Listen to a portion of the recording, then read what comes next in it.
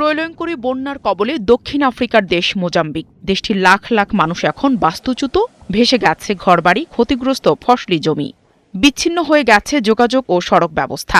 তাই মানবিক সংকটের প্রেক্ষাপটে জাতিসংঘ নিয়েছে জরুরি পদক্ষেপ।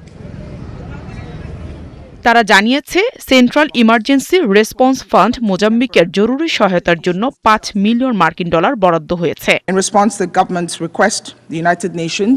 জাতিসংঘের দ্রুত পদক্ষেপ এই সহায়তাকে আরও শক্তিশালী করেছে।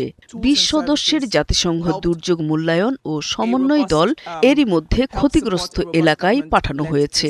এছাড়াও জরুরি নগদ সহায়তা, উদ্ধারকারী দল মোতায়েন করতে কাজ করেছে।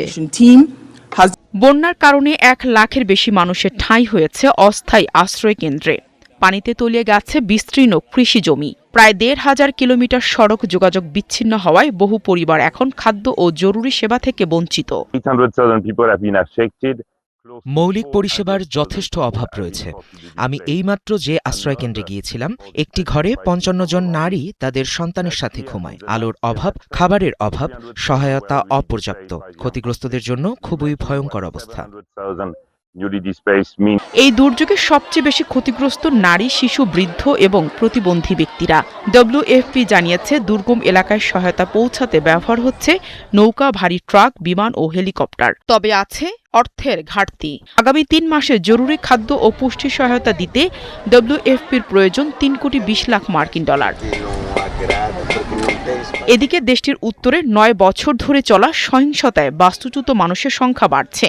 সেখানে বর্তমানে 4,25,000 মানুষের জন্য খাদ্য সহায়তা দিতে হচ্ছে WFPকে। তাই এবারের মোজাম্বিকের বন্যা মানবিক সংকটের পাশাপাশি দীর্ঘমেয়াদী খাদ্য নিরাপত্তার জন্য বড় হুমকি। নাহিদা রিন্থি, 71।